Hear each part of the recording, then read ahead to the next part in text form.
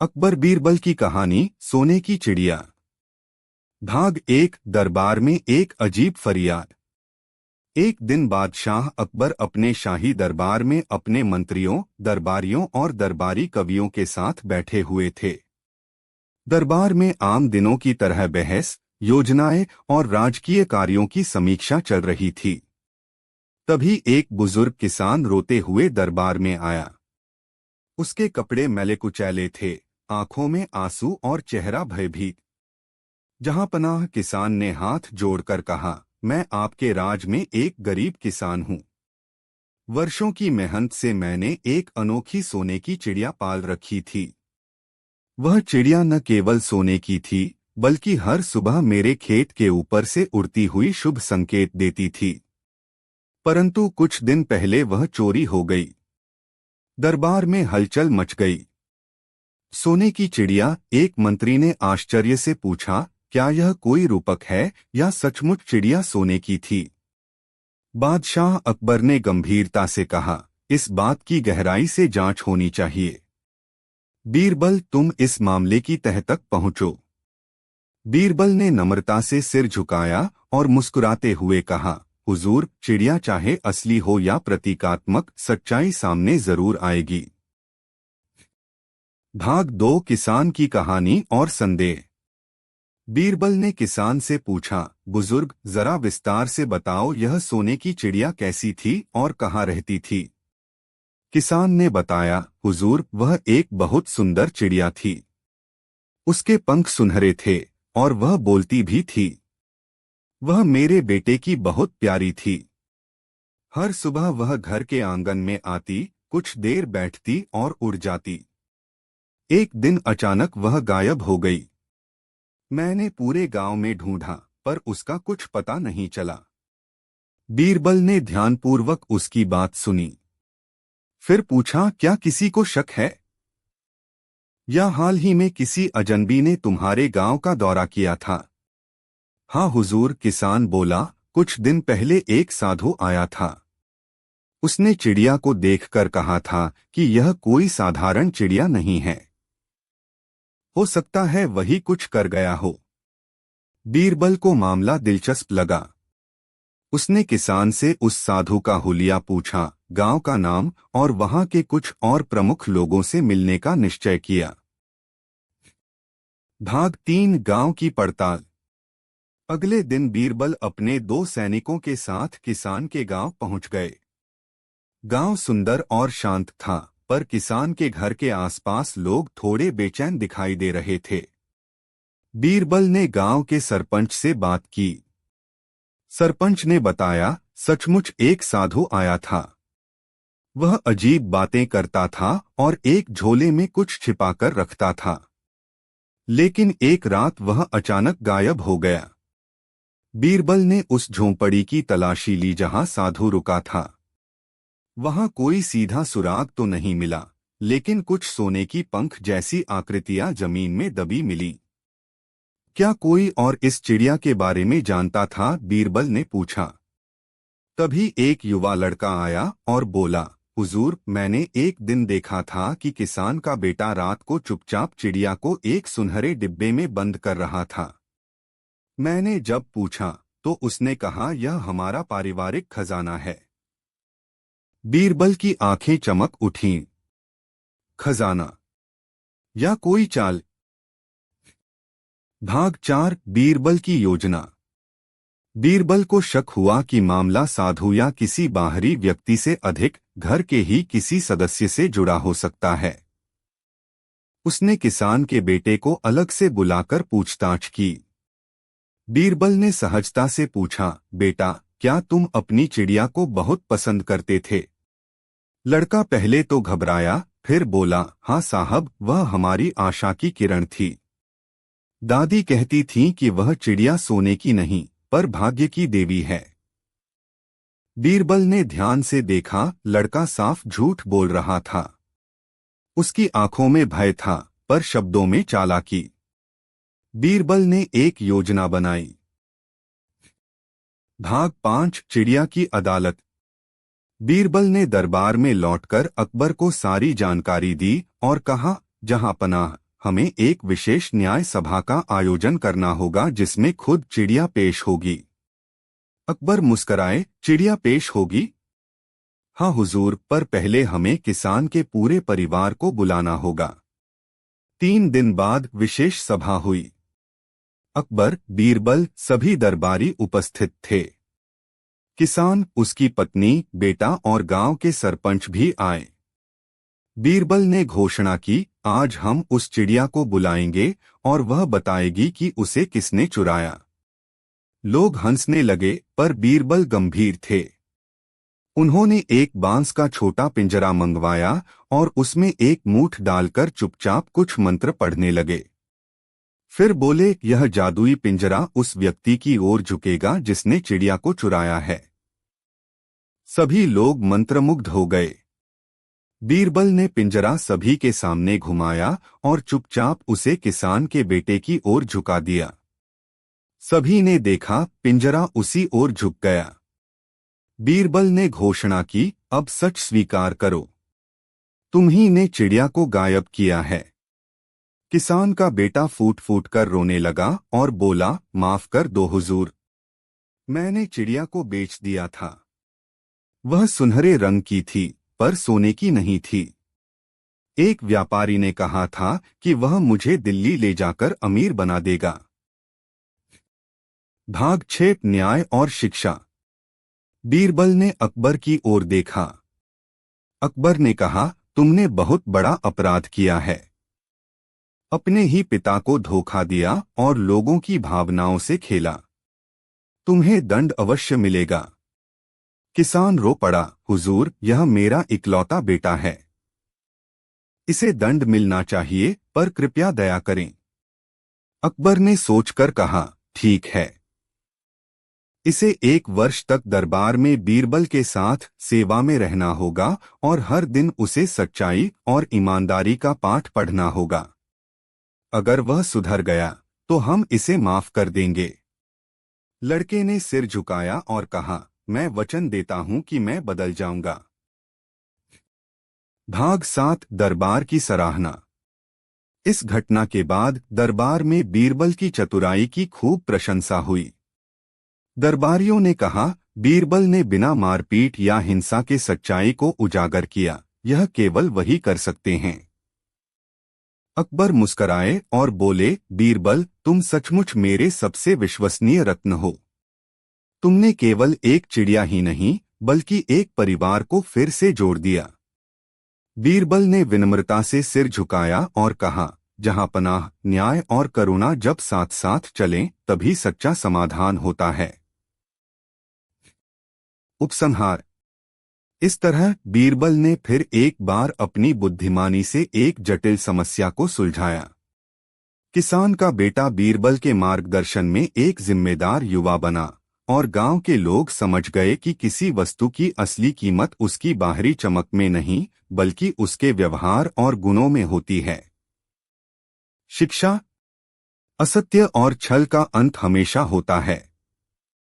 बुद्धिमत्ता और धैर्य से बड़ी समस्या सुलझाई जा सकती है।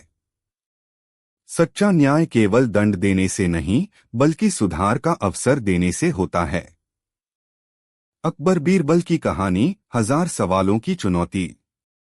अकबर और बीरबल की कहानियां केवल हास्य और मनोरंजन तक सीमित नहीं रहीं, बल्कि उनमें नीति, तर्क और जीवन के गहरे अर्थ छुपे होते हैं।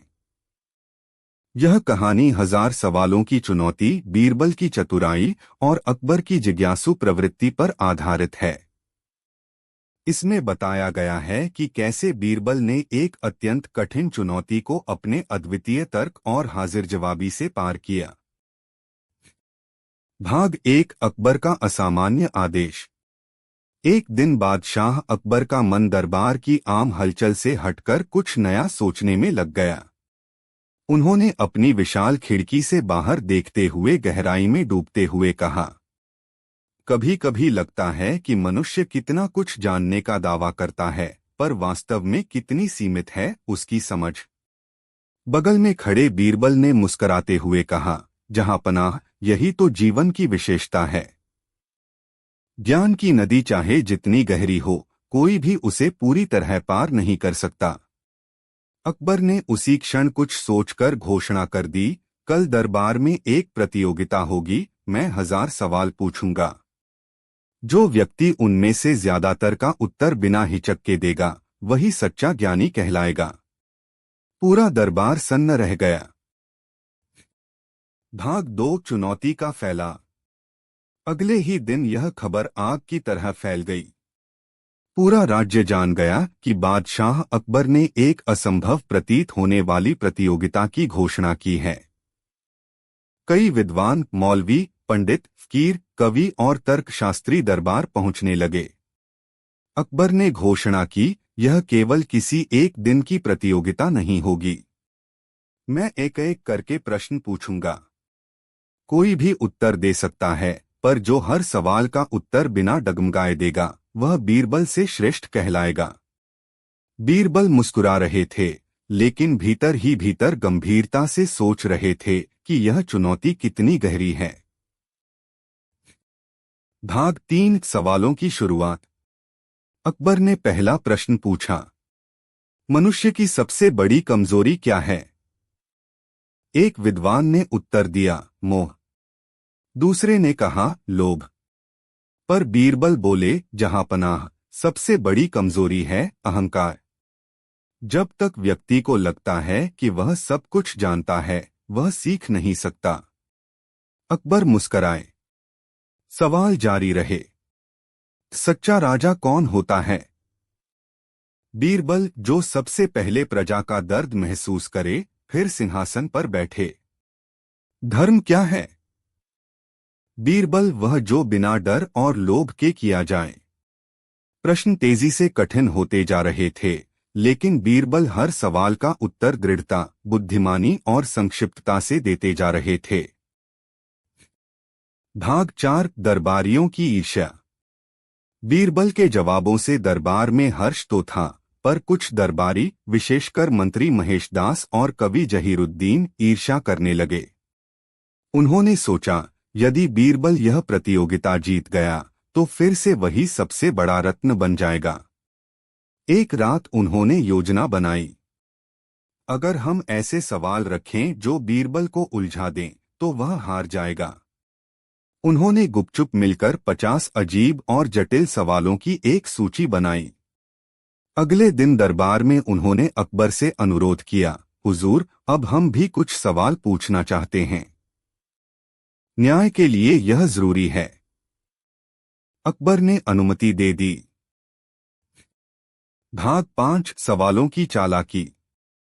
पहला सवाल मंत्री महेशदास ने पूछा, अगर कोई पेड़ जमीन के नीचे उगे, तो उसकी छाया कहाँ पड़ेगी?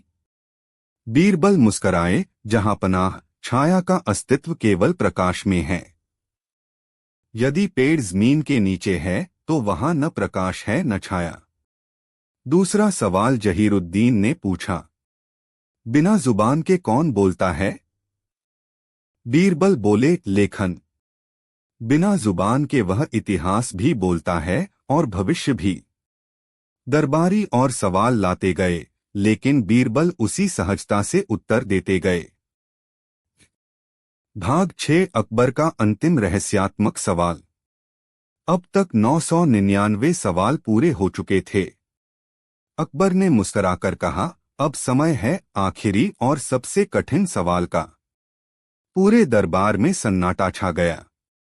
अकबर बोले, बीरबल, अगर एक दिन तुम राजा बन जाओ और मैं एक आम नागरिक, तो क्या तुम मुझे सजा दोगे अगर मैंने कोई अपराध किया हो? सवाल जितना राजनीतिक था, उतना ही भावनात्मक भी। बीरबल कुछ क्षण चुप रहे। दरबार की नजरें उनकी ओर थीं। फिर वह बोले, जहांपनाह, यदि मैं राजा बन जाऊं और आप अपराधी, तो मैं आपको वही सजा दूंगा जो आप खुद अपने अपराध पर दूसरे को देते, क्योंकि आप ही ने तो मुझे न्याय का पाठ पढ़ाया है। अकबर की आंखें नम हो गईं। भाग 7 पुरस्कार और नसीहत। अकबर अपने सिंहासन से उठे, बीरबल के पास आए और बोले, बीरबल, आज तुमने न केवल 1000 सवालों का उत्तर दिया, बल्कि हर उत्तर में एक नया दृष्टिकोण दिया। तुम न केवल मेरे नवरत्नों में सर्वश्रेष्ठ हो, बल्कि मेरी आत्मा का भी हिस्सा हो। उन्होंने बीरबल को एक सुनहरी कलम, रत्नजड़ित अंगूठी और एक छोटा सिंहासन भेंट किया। अकबर बोले, तुम्हारा नाम केवल दरबार में नहीं, पीढ़ियों तक याद रखा जाएगा। भाग 8 ईर्ष्यालु दरबारियों का पश्चाताप। अकबर की घोषणा के बाद महेश दास और जहीरुद्दीन शर्मिंदा हो गए। उन्होंने बीरबल से क्षमा मांगी। बीरबल बोले, एक सच्चे दरबारी की पहचान यही है कि वह गलती मान ले और अपने ज्ञान को दूसरों से छोटा न माने। उन्होंने उन्हें गले लगा लिया। उपसंहार। इस कहानी ने दरबार में एक नई परंपरा शुरू की, तर्क और उत्तर खोजने की परंपरा। इसके बाद हर महीने एक प्रश्न दिवस रखा गया, जहां बीरबल बच्चों, वृद्धों और आम नागरिकों से भी सवाल सुनते थे और उत्तर देते थे। बीरबल की यह परंपरा केवल दरबार तक सीमित नहीं रही, बल्कि एक आंदोलन बन गई। सोचो, समझो, उत्तर दो, परंतु विनम्रता से। शिक्षा। असली ज्ञानी वह होता है जो कठिन सवालों में भी सरलता ढूंढ ले। बुद्धि से पहले धैर्य जरूरी होता है। जवाब देना आसान है, लेकिन सही और समय पर जवाब देना ही समझदारी है। प्रतियोगिता में विजेता वही होता है जो आत्मविश्वास के साथ बिना घमंड के उत्तर दे। अकबर बीरबल की कहानी, गुप्त खजाने का रहस्य। मुगल सम्राट अकबर और उनके नवरत्न बीरबल की जोड़ी भारतीय इतिहास में बुद्धि और नीति का प्रतीक मानी जाती है। बीरबल की सूझबूझ, तर्क और हास्य बुद्धि से भरी कहानियां आज भी लोगों को न केवल हंसाती हैं, बल्कि सिखाती भी हैं। इस कहानी में हम देखेंगे कि कैसे बीरबल ने एक गुप्त खजाने की पहेली सुलझाई और राजा की परीक्षा में खरा उतरा। भाग 1 सपना या हकीकत। एक दिन सम्राट अकबर ने दरबार में सभी दरबारियों को बुलाया। उनके चेहरे पर एक अलगसी चमक और उत्सुकता थी। उन्होंने कहा, कल रात मैंने एक विचित्र सपना देखा। किसी रहस्यमय व्यक्ति ने मुझसे कहा कि हमारे ही राज्य के अंदर एक गुप्त खजाना छिपा है। उस खजाने को केवल वही खोज सकता है जो सच्चा, बुद्धिमान और न्यायप्रिय हो। दरबार में कानाफूसी होने लगी। सभी दरबारी सोचने लगे कि शायद यह सपना कुछ विशेष है। अकबर ने आगे कहा, मैं चाहता हूं कि इस सपने की सच्चाई जानने के लिए एक विशेष खोज शुरू की जाए, और इस जिम्मेदारी के लिए मैं अपने प्रिय बीरबल को नियुक्त करता हूं। बीरबल ने मुस्कुराते हुए सिर झुकाया और कहा, हुजूर, यदि यह सपना सत्य में बदल सकता है तो मैं पूरे राज्य की खाक छानने को तैयार हूं। भाग 2 एक पुरानी कथा। बीरबल ने सबसे पहले राज्य के प्राचीन पंडितों, इतिहासकारों और बुजुर्गों से मुलाकात की। एक बुजुर्ग ब्राह्मण ने बताया, बचपन में मैंने एक कथा सुनी थी। कहा जाता है कि मुगल साम्राज्य की स्थापना से पूर्व इस भूमि पर एक चंद्रवंशी राजा का शासन था। उसने अपने अंतिम समय में एक विशाल खजाना बनवाया था, परंतु उसे छिपा दिया गया।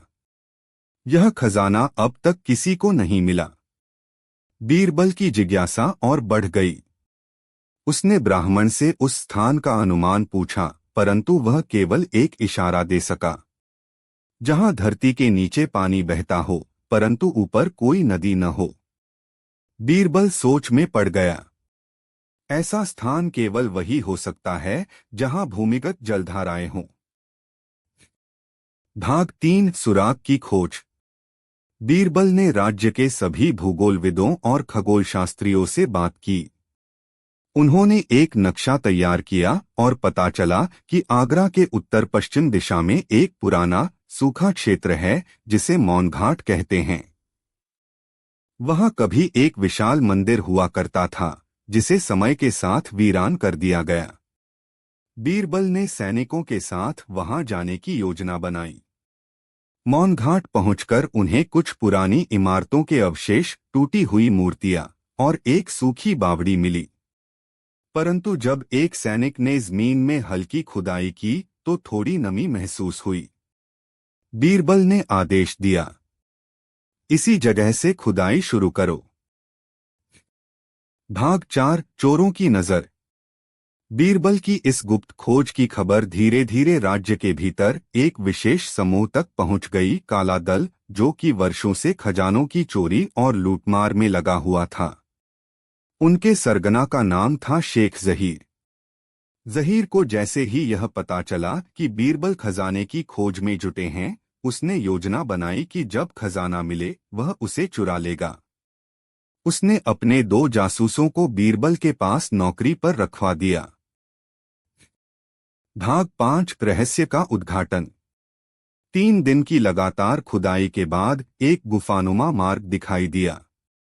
वह मार्ग बहुत संकरा था और उसमें घना अंधकार था। बीरबल ने 2 सैनिकों और एक विश्वासपात्र के साथ अंदर प्रवेश किया। अंदर जाकर उन्होंने देखा कि एक विशाल कक्ष में लोहे का एक बड़ा संदूक रखा है। संदूक पर संस्कृत में लिखा था, सत्य, नीति और त्याग यही हैं इस खजाने के पहरेदार। बीरबल ने संदूक को खोलने की कोशिश की, परंतु वह एक विशेष ताले से बंद था। उसे खोलने के लिए 3 चाबियों की आवश्यकता थी।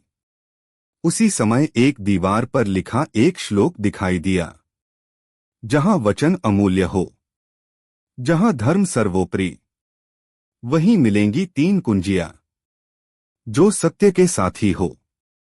बीरबल समझ गए कि यह केवल भौतिक नहीं बल्कि मानसिक परीक्षा भी है। भाग 6 3 परीक्षाएं।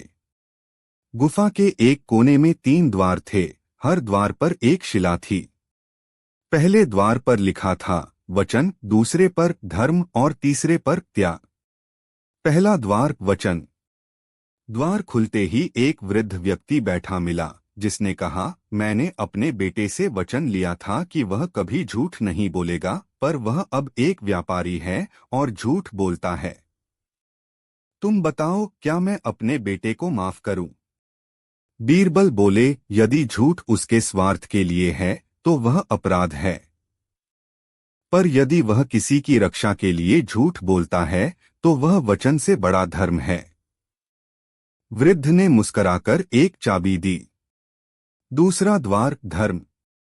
यहाँ एक राजकुमार खड़ा था, जिसने कहा, मैंने अपने पिता की आज्ञा का पालन करते हुए निर्दोष लोगों पर कर लगाया है। क्या यह धर्म है? बीरबल बोले, धर्म वह नहीं जो सत्ता से निकले, धर्म वह है जो न्याय से जुड़ा हो। निर्दोष पर कर लगाना अधर्म है। राजकुमार ने भी चुपचाप चाबी सौंप दी। तीसरा द्वार त्याग।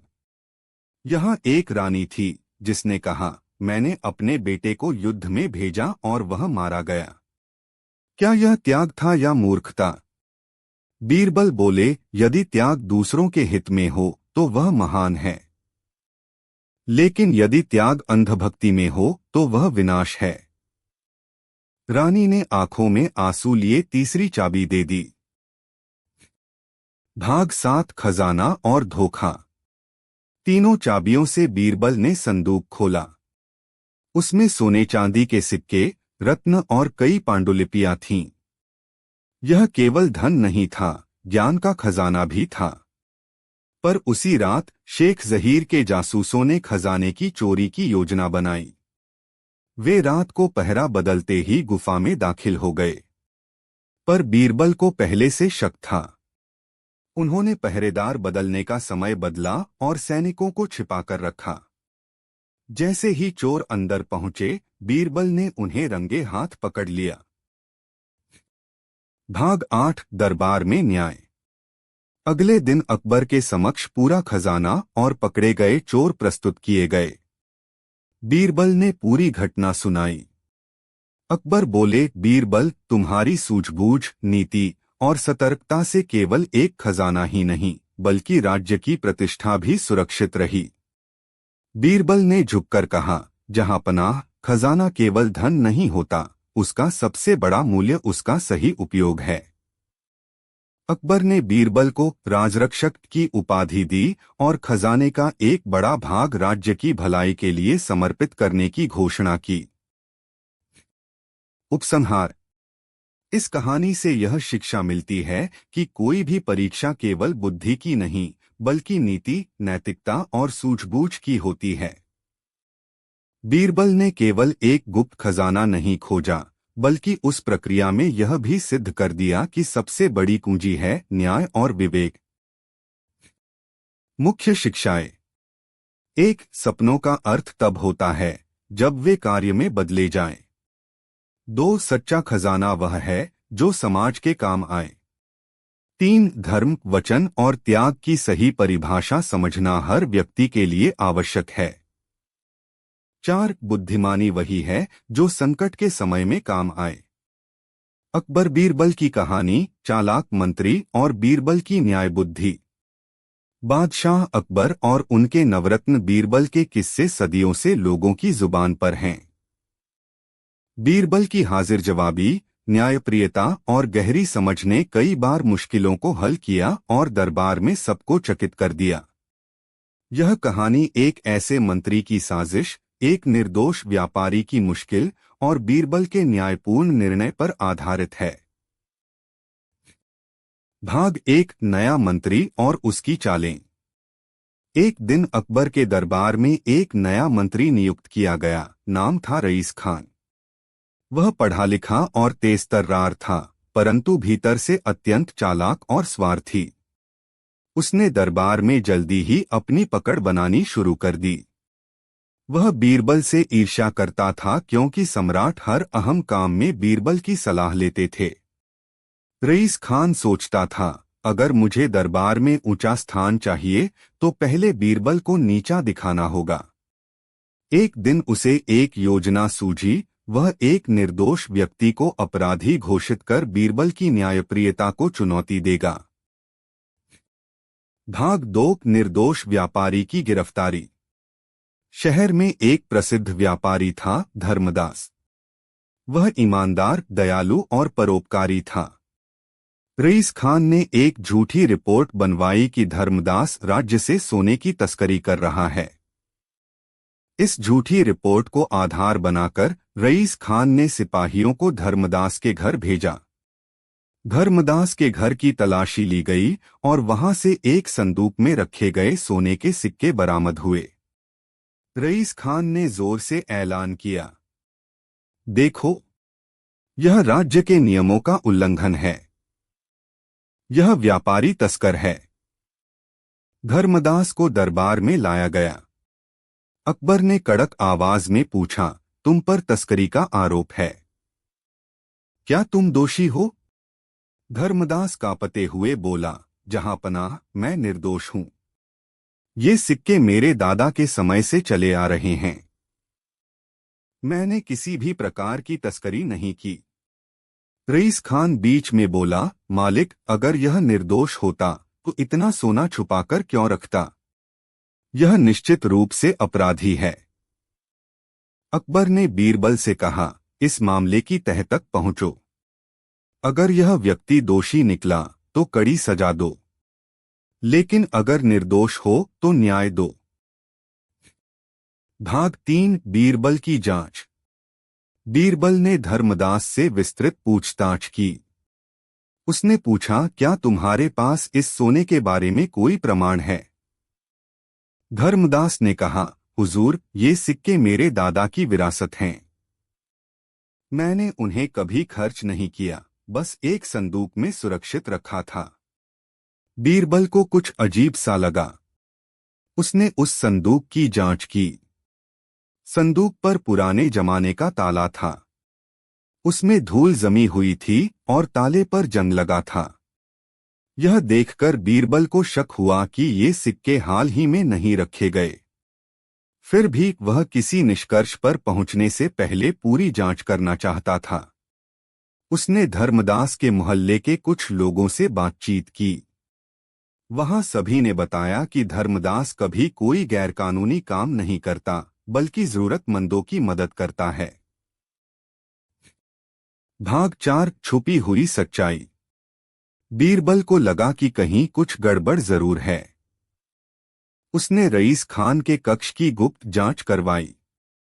वहां उसे एक कागज का टुकड़ा मिला, एक नकली रिपोर्ट का मसौदा, जिस पर धर्मदास का नाम पहले से लिखा हुआ था। यह सबूत था कि मामला पूरी तरह से झूठा था। अब बीरबल को पक्का विश्वास हो गया कि रईस खान ने अपने स्वार्थ के लिए यह झूठ फैलाया है। लेकिन वह चाहता था कि यह बात सभी दरबारियों और खुद अकबर के सामने स्पष्ट हो। उसने एक योजना बनाई। भाग 5 बीरबल का न्यायाभिनय। अगले दिन बीरबल दरबार में आया और बोला, जहां पनाह, मैंने धर्मदास के संदूक की जांच की और यह स्पष्ट हुआ कि उसमें रखे सिक्के असली हैं, परंतु कैसे और कब वहां रखे गए इसका प्रमाण नहीं है। इसलिए न्याय की खातिर हमें यह जानना होगा कि सिक्कों को संदूक में कितने समय पहले रखा गया था। अकबर बोले, पर यह कैसे संभव है? बीरबल ने कहा, मैं एक प्रयोग करूंगा जिसके माध्यम से यह पता चल सकेगा कि संदूक हाल में खोला गया या वर्षों से बंद था। उसने एक सुनार को बुलाया और सिक्कों की धातु में नमी और तापमान जांचने को कहा।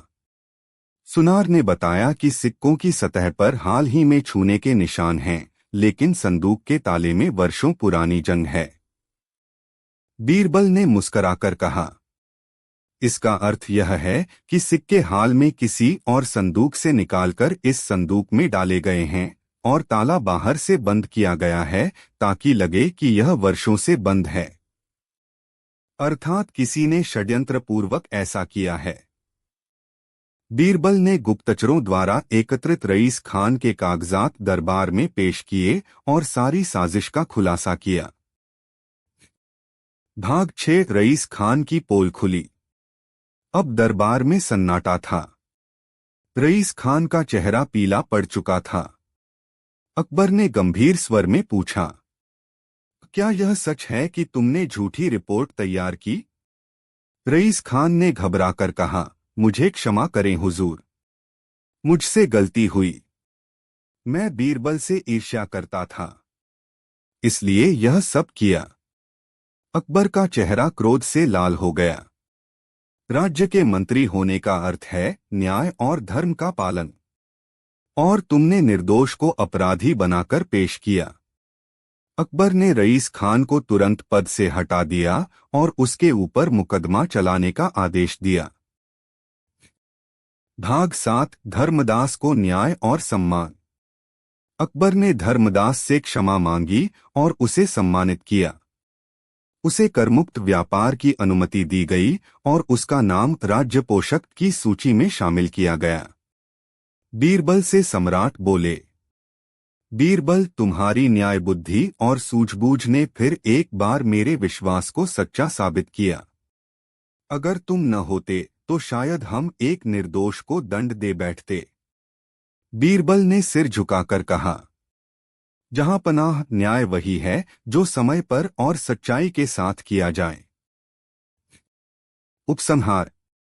इस कहानी से यह स्पष्ट होता है कि सच्चा न्याय केवल तथ्यों से नहीं, बल्कि विवेक, धैर्य और सूझबूझ से होता है। बीरबल ने केवल एक निर्दोष को बचाया ही नहीं, बल्कि पूरे दरबार को यह सिखाया कि सत्ता का उपयोग ईमानदारी और नैतिकता से होना चाहिए। शिक्षा। एक ईर्ष्या व्यक्ति को पतन की ओर ले जाती है। 2 झूठ चाहे जितना सजाया जाए, सत्य की रोशनी में वह उजागर हो ही जाता है। 3 न्याय करते समय केवल आंखों से नहीं, दिल और विवेक से निर्णय लेना चाहिए। 4 बीरबल जैसे लोगों की जरूरत हर युग में होती है, जो सत्ता के समीप रहकर भी सत्य के पक्षधर रहें। अकबर बीरबल की कहानी, झूठ की सच्चाई। बादशाह अकबर और बीरबल की कहानियां न केवल मनोरंजक होती हैं, बल्कि वे गहरी नीति, बुद्धिमानी और न्याय का पाठ भी पढ़ाती हैं। यह कहानी झूठ की सच्चाई उस समय की है जब एक झूठ को सच साबित करने के लिए कई लोग एकजुट हुए, लेकिन अंत में बीरबल की सूझबूझ ने सच्चाई को सामने लाकर ही दम लिया। भाग एक, नया व्यापारी और उसकी युक्ति। अकबर के राज्य में एक नया व्यापारी आया। नाम था सेठ गंगाधर। वह बनारस से आया था और जल्दी ही उसने अपने धन, चतुराई और दानशीलता से दरबार में प्रसिद्धि पाली। लेकिन उसकी नीयत में खोट था। गंगाधर ने दरबार में धीरे धीरे कुछ दरबारी मंत्रियों को उपहार और रिश्वत देकर अपने पक्ष में कर लिया। उसे लगने लगा कि अगर वह बीरबल को अपने रास्ते से हटा दे तो बादशाह तक सीधी पहुंच बना सकता है। उसने एक योजना बनाई बीरबल को झूठा साबित करने की। भाग दो, झूठा मुकदमा। एक दिन गंगाधर रोता हुआ दरबार में आया। उसके साथ कुछ गवाह और एक संदूक था। जहां पनाह गंगाधर ने करुण स्वर में कहा, मैंने कुछ दिन पहले बीरबल जी को 1 लाख सोने के सिक्के व्यापार के लिए दिए थे। अब जब मैं मांगने गया तो उन्होंने मना कर दिया। उन्होंने कहा, मैंने कोई पैसे नहीं लिए हुजूर, मैंने बीरबल पर विश्वास किया था, पर उन्होंने विश्वास तोड़ा है। पूरा दरबार सन्न रह गया। बीरबल कुछ कहने ही वाले थे कि गंगाधर ने एक संदूक खोलकर उसमें से एक दस्तावेज निकाला, जिस पर मुहर लगी थी बीरबल के दस्तखत। कई दरबारी जो पहले ही गंगाधर से प्रभावित थे बोले, हुजूर, दस्तावेज पर दस्तखत तो बीरबल जी के ही लगते हैं। अकबर ने बीरबल की ओर देखा, क्या तुमने वाकई गंगाधर से 1 लाख सोने के सिक्के लिए थे? बीरबल ने शांति से उत्तर दिया, जहां पनाह, मैंने न तो कोई पैसा लिया न कोई दस्तावेज पर दस्तखत किए। यह झूठ है। अकबर सोच में पड़ गए। उन्होंने कहा, इसका निर्णय हम सोच समझ कर लेंगे। अभी के लिए बीरबल दरबार में नहीं आएंगे जब तक सच्चाई सामने न आ जाए। बीरबल मुस्कराए और दरबार से बाहर चले गए। भाग 3, बीरबल की चुप्पी और योजना। बीरबल ने बिना विरोध किए दरबार से दूरी बना ली, परंतु वह चुप नहीं बैठा। उसने सबसे पहले उस दस्तावेज की नकल बनवाई और उसकी स्याही की जांच करवाई। पता चला कि दस्तावेज नया है और स्याही अभी भी कुछ हद तक गीली है। फिर वह उस कागज बनाने वाले व्यापारी से मिला जिसने वह कागज बनाया था। व्यापारी ने बताया कि वह कागज उसने हाल ही में गंगाधर को बेचा था। बीरबल को पूरा यकीन हो गया कि दस्तावेज नकली है। अब उसे बस एक योजना बनानी थी जिससे गंगाधर की साजिश खुद सामने आ जाए, और वो योजना थी झूठ की सच्चाई को उसी के झूठ से पकड़ना। भाग 4, दूसरी शिकायत। 4 दिन बाद एक वृद्ध महिला दरबार में आई। वह कांप रही थी और उसके कपड़े पुराने थे। उसने रोते हुए कहा, हुजूर, गंगाधर सेठ ने मेरे पति से वर्षों पहले सोने की एक मूर्ति गिरवी रखकर 10,000 सोने के सिक्के लिए थे। अब वह कहता है कि उसने कोई मूर्ति नहीं ली। गंगाधर चौंक गया। यह क्या कह रही हो? मैं तुम्हें जानता तक नहीं। बीरबल, जो दरबार में छिपकर यह दृश्य देख रहा था, बाहर आया और बोला, हुजूर, क्या हम बिना दस्तावेज के गंगाधर से यह दावा कर सकते हैं कि उसने मूर्ति ली है? अकबर ने कहा, नहीं, क्योंकि बिना प्रमाण कोई आरोप सिद्ध नहीं हो सकता। बीरबल मुस्कराया, तो फिर एक दस्तावेज जो नकली है, उसके आधार पर मुझे दोषी कैसे ठहराया जा सकता है? अब पूरा दरबार चौंक गया। बीरबल ने आगे कहा, हुजूर, मैंने अपनी जांच पूरी कर ली है। यह दस्तावेज नकली है। इस पर मेरी लिखावट की नकल की गई है। स्याही अभी नई है और कागज भी हाल ही में खरीदा गया। मैंने यह कभी नहीं लिखा। अकबर ने दस्तावेज को फिर से विशेषज्ञों से जांच करवाया। रिपोर्ट में बताया गया कि दस्तावेज नया है और दस्तखत नकली हैं। भाग 5 साजिश का पर्दाफाश। अब बीरबल ने अपना आखिरी तीर छोड़ा। जहां पनाह, मैं दरबार के सामने गंगाधर से एक प्रश्न पूछना चाहता हूं। अकबर ने इजाजत दी। बीरबल ने कहा, गंगाधर सेठ, जब तुमने मुझे 1 लाख सोने के सिक्के दिए थे तो क्या तुमने किसी गवाह के सामने दिए थे? गंगाधर ने तुरंत कहा, हाँ, इन 3 गवाहों के सामने। बीरबल ने उन तीनों से पूछा, क्या आपने सिक्के गिनते देखा था?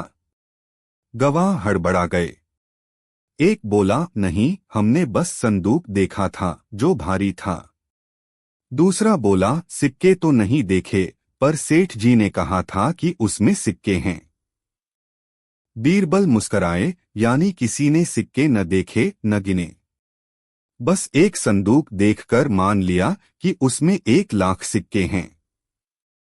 बीरबल ने कहा, हुजूर, अगर इसी तर्क से काम लिया जाए तो मैं भी एक संदूक लाकर कह सकता हूं कि उसमें 2 लाख सिक्के हैं और दावा कर सकता हूं कि गंगाधर ने मुझसे लिए थे। अब अकबर को सच्चाई पूरी तरह स्पष्ट हो चुकी थी। भाग 6 न्याय और सम्मान। अकबर ने गुस्से में कहा, गंगाधर, तुमने झूठे दस्तावेज से बीरबल को बदनाम करने की कोशिश की। तुमने न केवल हमारे भरोसे का अपमान किया बल्कि राज्य के न्याय का मजाक उड़ाया। गंगाधर घबरा गया और बोला, माफ कर दीजिए जहांपना, मुझसे भूल हो गई। अकबर बोले, वो भूल नहीं, यह अपराध है। तुम्हारा सारा व्यापारिक अनुबंध रद्द किया जाता है और तुम्हें राज्य से निष्कासित किया जाता है। बीरबल की ओर देखकर अकबर बोले, बीरबल, एक बार फिर तुमने साबित किया कि न्याय केवल अदालत से नहीं, बुद्धि और सच्चाई से मिलता है। भाग 7 दरबार की सीख। इस घटना के बाद दरबार में एक आदेश पारित हुआ। कोई भी दस्तावेज तभी मान्य होगा जब वह राज्य की मोहर और 2 साक्षियों के समक्ष लिखा गया हो। दरबारी मंत्रियों को चेतावनी दी गई कि अगर कोई भ्रष्टाचार या पक्षपात करेगा तो उस पर कार्रवाई होगी। बीरबल की सच्चाई और धैर्य ने फिर से उसे राज्य का सबसे विश्वासपात्र व्यक्ति बना दिया। उपसंहार। यह कहानी यह सिद्ध करती है कि झूठ चाहे कितना भी सुंदर क्यों न हो, उसकी नींद खोखली होती है, और सत्य चाहे देर से सामने आए, वह जब भी आता है झूठ की दीवारें गिरा देता है। शिक्षा। 1, झूठ और साजिश की उम्र छोटी होती है। 2, बुद्धिमानी और धैर्य से हर झूठ का पर्दाफाश हो सकता है। 3, दस्तावेज और प्रमाण तभी मान्य होते हैं जब वे सत्य और पारदर्शिता पर आधारित हों। 4, बीरबल जैसा विवेकशील व्यक्ति किसी भी संकट से उबर सकता है। अकबर बीरबल की कहानी। शीर्षक, राजा की अंगूठी और बीरबल की बुद्धिमत्ता। बादशाह अकबर और बीरबल की कहानियां भारतीय लोक साहित्य की अमूल्य धरोहर हैं। इन किस्सों में बुद्धि, चातुर्य और न्याय का संगम मिलता है। प्रस्तुत है एक नई रोचक कथा जिसमें बीरबल ने अपनी तीव्र बुद्धि से एक बहुत बड़ी चोरी का भेद उजागर किया और एक निर्दोष को बचाकर दरबार में फिर से अपनी योग्यता सिद्ध की। प्रारंभ। अकबर की प्रिय अंगूठी। अकबर बादशाह को गहनों का बहुत शौक था, लेकिन उनकी सबसे प्रिय वस्तु थी एक हीरे की अंगूठी जो उन्हें उनके पिता हुमायूं ने दी थी। यह अंगूठी उनके लिए भावनात्मक और ऐतिहासिक दोनों ही दृष्टियों से बहुत मूल्यवान थी। वे उसे हमेशा अपनी छोटी उंगली में पहने रहते थे। एक दिन अकबर यमुना किनारे स्थित अपने बाग में टहलने गए। गर्मी का मौसम था, इसलिए उन्होंने हाथ धोते समय अंगूठी उंगली से उतारकर एक छोटी टेबल पर रख दी। मगर जब कुछ ही क्षणों बाद उन्होंने अंगूठी पहननी चाही, वह वहां से गायब थी। राजमहल में हड़कंप। अकबर का चेहरा लाल हो गया। उन्होंने तुरंत पहरेदारों को बुलाया और सख्त स्वर में कहा, मेरी अंगूठी चोरी हो गई है। जिसने भी यह दुस्साहस किया है उसे कड़ी से कड़ी सजा दी जाएगी। सारा महल सकते में आ गया। पूरे बाग की तलाशी ली गई। उस समय बाग में केवल 5 नौकर थे, 2 माली, एक जलवाहक, एक अंगरक्षक और एक सेवक। सभी को तुरंत बंदी बना लिया गया। अकबर ने गुस्से से कहा, इन 5 में से ही कोई चोर है, लेकिन मैं चाहूंगा कि बीरबल ही इसका पता लगाए। केवल वही इस रहस्य को सुलझा सकता है। बीरबल की एंट्री। बीरबल को जब यह समाचार मिला तो वह तुरंत दरबार पहुंचे। उन्होंने अकबर को सलाम किया और पूरी घटना की जानकारी ली। उन्होंने 5 बंदियों को देखा और बोला, जहांपनाह, इस रहस्य को सुलझाने के लिए मुझे थोड़ी स्वतंत्रता दीजिए और एकांत में उनसे बात करने की अनुमति। अकबर ने सहमति दे दी। बीरबल ने 5 को एक कमरे में बुलाया। वह उन्हें ध्यान से देख रहे थे। कोई पसीना पसीना हो रहा था, कोई बहुत शांत था, कोई लगातार इधर उधर देख रहा था। बीरबल की नजरें सबके हाव भाव पढ़ रही थीं। बीरबल की चाल, पहली परीक्षा। बीरबल ने उन्हें शांत स्वर में कहा, देखो भाइयों, बादशाह बहुत गुस्से में हैं। अगर कोई सच्चाई बता दे तो शायद उसे माफ कर दिया जाए, अगर नहीं तो सबको सजा मिलेगी। कोई आगे नहीं आया। अब बीरबल ने अपनी अगली चाल चली। उसने 5 को 5 अलग अलग लकड़ी की छड़ियां दी। उन्होंने कहा, यह जादुई छड़ियां हैं। जिसने अंगूठी चुराई है उसकी छड़ी रात भर में 1 अंगुल लंबी हो जाएगी। कल सुबह मैं छड़ियां नापकर चोर का पता लगा लूंगा। 5 को उनके कमरों में भेज दिया गया। दूसरे दिन की सुबह, रहस्योद्घाटन। अगली सुबह बीरबल ने 5 को दरबार में बुलाया और उनकी छड़ियां लीं। उसने हंसते हुए बादशाह से कहा, जहांपनाह, चोर का पता चल गया है। अकबर चौंककर बोले, इतनी जल्दी? कैसे? बीरबल ने कहा, जिसकी छड़ी सबसे छोटी है वही चोर है। क्योंकि डर के मारे उसने रात में छड़ी को थोड़ा काट दिया होगा, यह सोचकर कि वह बढ़ न जाए। बीरबल ने 5 की छड़ियां मापी और पाया कि जलवाहक की छड़ी बाकी सबसे 1 अंगुल छोटी थी। उसे तुरंत पकड़ा गया। जलवाहक की स्वीकृति। जलवाहक डर के मारे कांप रहा था। आखिर उसने अपराध स्वीकार कर लिया। हुजूर, मुझसे भूल हो गई। मैंने सोचा कि बादशाह को क्या फर्क पड़ेगा। मैंने अंगूठी ली और बाग के पीछे मिट्टी में छिपा दी थी। जल्दी ही अंगूठी वहां से बरामद कर ली गई। बीरबल का इनाम। अकबर बहुत प्रसन्न हुए। उन्होंने बीरबल की पीठ थपथपाई और कहा, बीरबल, तुमने तो जादू कर दिया। तुम्हारी बुद्धि को सलाम है। बीरबल मुस्कराकर बोले, जहांपनाह, यह आपकी कृपा और न्यायप्रियता का ही परिणाम है कि सत्य हमेशा उजागर होता है। बीरबल को सोने की थाल में मोहरें दी गईं और जलवाहक को उसकी सजा सुनाई गई। शिक्षा। इस कहानी से हमें कई महत्वपूर्ण शिक्षाएं मिलती हैं। 1. बुद्धिमानी बिना तलवार के भी विजय दिला सकती है। 2. अपराध छिप नहीं सकता, भले ही उसे कितनी भी चतुराई से छिपाया जाए। 3. न्याय के लिए सूझबूझ और धैर्य आवश्यक है। 4. बीरबल जैसे बुद्धिमान सलाहकार राजा के लिए अमूल्य निधि होते हैं। उपसंहार। बीरबल की यह कहानी न केवल मनोरंजन करती है, बल्कि हमें यह भी सिखाती है कि समस्या कितनी भी जटिल क्यों न हो, सही दृष्टिकोण और सोच से उसका समाधान संभव है। बीरबल की तरह अगर हम परिस्थिति का सूक्ष्म अवलोकन करें और सटीक योजना बनाएं तो कोई भी रहस्य छिपा नहीं रह सकता। अकबर बीरबल की कहानी। शीर्षक बीरबल की फांसी। बीरबल की चतुराई और बुद्धिमत्ता की कहानियां हर युग में लोगों को चौंकाती और हंसाती रही हैं। यह कहानी बीरबल के साहस, बुद्धि और व्यावहारिकता का ऐसा उदाहरण है जो हमें यह सिखाती है कि कठिन परिस्थितियों में भी धैर्य और विवेक से काम लिया जाए तो कोई भी संकट टल सकता है। दरबार में संकट। एक दिन सुबह दरबार लगा था।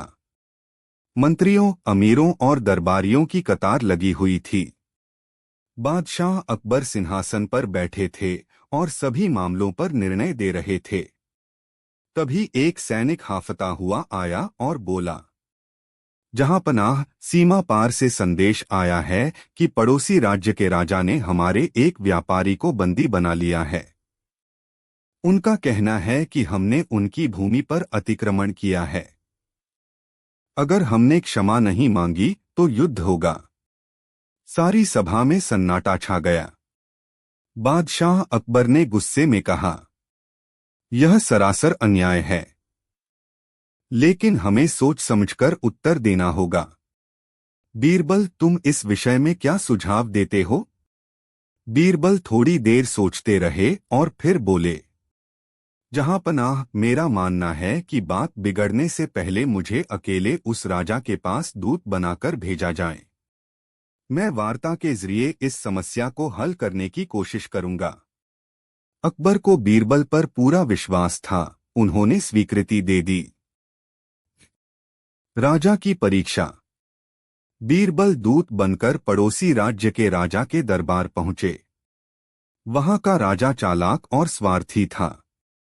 उसने बीरबल का स्वागत किया, लेकिन मन में कुछ और ही योजना बना रखी थी। उसने अपने मंत्री से कहा, यह वही बीरबल है जिसकी बुद्धिमानी की कहानियां पूरे हिंदुस्तान में मशहूर हैं। अगर हम इसको मात दे पाए तो अकबर की प्रतिष्ठा भी कम होगी। राजा ने बीरबल से कहा, हमारे राज्य में प्रवेश करने से पहले तुम्हें हमारी परंपरा निभानी होगी। जो भी व्यक्ति हमारे राज्य में किसी विवाद को सुलझाने आता है, उसे हमारे 3 सवालों का उत्तर देना होता है। अगर वह उत्तर नहीं दे पाया तो उसे फांसी दी जाती है। बीरबल मुस्कराए और बोले, महाराज, आपके राज्य की परंपरा का सम्मान करना मेरा कर्तव्य है। कृपया अपने प्रश्न पूछिए। 3 कठिन प्रश्न। राजा ने पहला प्रश्न पूछा, दुनिया में सबसे भारी वस्तु क्या है? बीरबल बोले, महाराज, मनुष्य का दूसरे पर किया गया अन्याय सबसे भारी होता है। वह ताजिंदगी उसे बोझ की तरह दबाता रहता है। राजा चौंका। बीरबल की बात दिल को छू गई। राजा ने दूसरा प्रश्न पूछा, दुनिया की सबसे तेज चीज क्या है? बीरबल बोले, महाराज, सोच सबसे तेज है। वह पलक झपकते साथ समंदर पार कर सकती है, अतीत में जा सकती है, भविष्य में देख सकती है। राजा फिर से अवाक रह गया। अब उसने तीसरा और सबसे कठिन प्रश्न पूछा, इस दरबार में सबसे मूल्यवान वस्तु कौन सी है? बीरबल मुस्कराए और बोले, महाराज, यह प्रश्न बड़ा आसान है। इस दरबार की सबसे मूल्यवान वस्तु आपकी वाणी है। एक राजा की वाणी ही उसे महान बनाती है या पतन की ओर ले जाती है। आप अपने शब्दों से न्याय कर सकते हैं या अन्याय। राजा अब पूरी तरह से प्रभावित हो गया। उसने बीरबल से हाथ मिलाया और कहा, तुम सचमुच अकबर के सबसे योग्य मंत्री हो। तुम्हारी समझदारी की जितनी तारीफ की जाए कम है। राजा की चाल। परंतु मंत्री को यह सब रास नहीं आया। उसने राजा से कहा, महाराज, आप इस व्यक्ति को ऐसे ही छोड़ रहे हैं। यह तो हमारी बुद्धि को चुनौती दे रहा है। क्यों न हम इसे जेल में डाल दें और अकबर से इसके बदले बड़ी धनराशि मांगें। राजा को यह विचार पसंद आया। उसने बीरबल को बंदी बनाकर जेल में डाल दिया और अकबर को संदेश भेजा। अगर बीरबल को वापस चाहिए तो 50,000 स्वर्ण मुद्राएं दीजिए। अकबर की चिंता। अकबर जब यह समाचार पढ़ा तो उन्हें बहुत दुख हुआ। उन्हें बीरबल पर गर्व था और वे उसकी जान को खतरे में नहीं डाल सकते थे। उन्होंने सेनापति से कहा, युद्ध अंतिम उपाय होगा। हमें बीरबल को सुरक्षित वापस लाना है। लेकिन बीरबल इस बीच कुछ और ही योजना बना चुके थे। बीरबल की योजना। जेल में रहते हुए बीरबल ने जेलर से मित्रता कर ली। वे उसे रोज नई कहानियां सुनाते और भोजन में से कुछ स्वादिष्ट हिस्सा उसे भी दे देते। धीरे धीरे जेलर भी प्रभावित हो गया। एक दिन बीरबल ने जेलर से कहा, मित्र, मुझे पता है कि मेरा अंत निकट है। अगर मुझे मरना ही है तो मेरी अंतिम इच्छा है कि मुझे फांसी उसी पेड़ से दी जाए जिसके नीचे जन्म लेने वाला व्यक्ति अवश्य स्वर्ग जाता है। जेलर चौंक गया। उसने यह बात तुरंत राजा को बताई। राजा ने बीरबल को बुलवाया और पूछा, कौन सा पेड़ है वो? बीरबल गंभीर स्वर में बोले, महाराज, वह पेड़ इस राज्य में ही है, लेकिन बहुत कम लोग उसके बारे में जानते हैं। उस पेड़ के नीचे किसी को फांसी दी जाए तो उसे सीधे स्वर्ग मिलता है। अगर आप मेरी अंतिम इच्छा पूरी करें तो मैं उस पेड़ की ओर इशारा कर दूंगा। राजा लोभ में आ गया। उसने सोचा, अगर यह सच है तो मुझे भी मरते समय उसी पेड़ के नीचे जाना चाहिए। मैं जानना चाहता हूं कि यह पेड़ कौन सा है। बीरबल की चाल सफल। राजा ने बीरबल को उस पेड़ तक ले जाने का आदेश दिया। बीरबल ने रास्ते में कुछ भी नहीं बताया और चुपचाप चलता रहा। जब वे एक बहुत ही साधारण पेड़ के पास पहुंचे, बीरबल ने कहा, यही है वह पेड़, यहीं फांसी दीजिए। राजा को विश्वास नहीं हुआ। वह बोला, यह तो आम सा पेड़ है, इसमें ऐसा क्या है?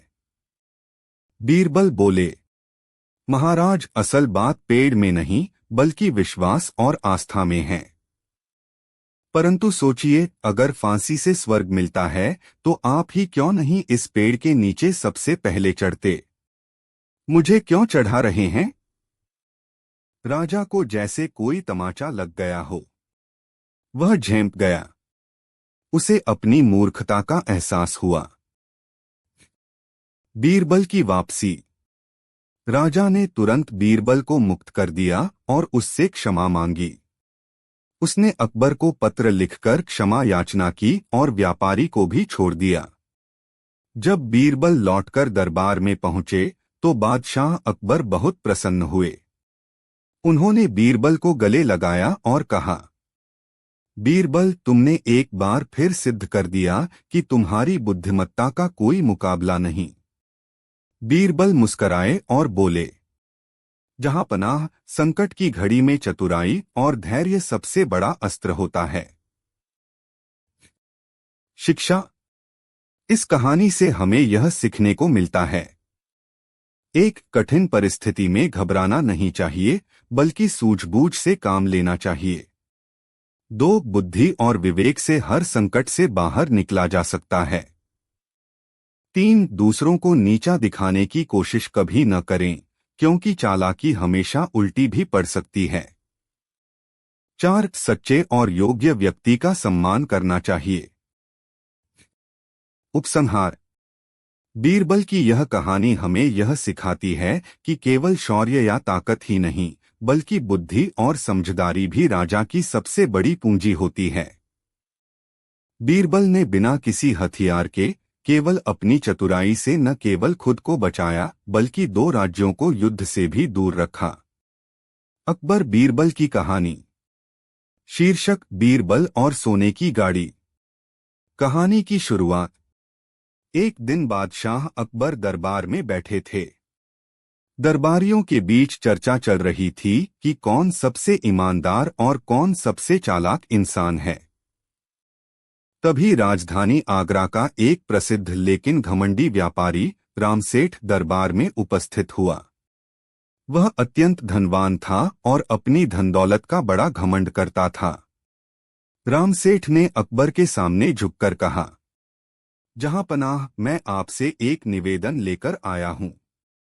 मेरी एक गाड़ी जिसमें सोना लदा था, चोरी हो गई है। मैंने शहर के कोतवाल से शिकायत की, लेकिन कोई सुराग नहीं मिला। मेरी विनती है कि आप बीरबल को यह कार्य सौंपें। वह बहुत बुद्धिमान माने जाते हैं।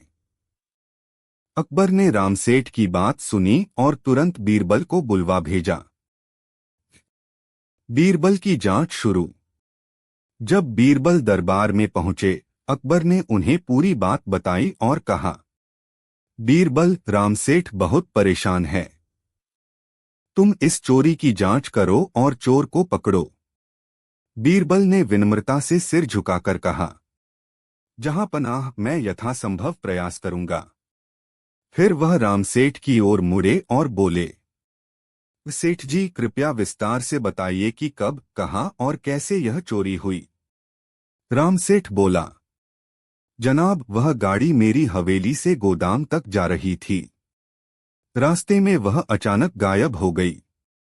उसमें 5 थैले सोना रखा था।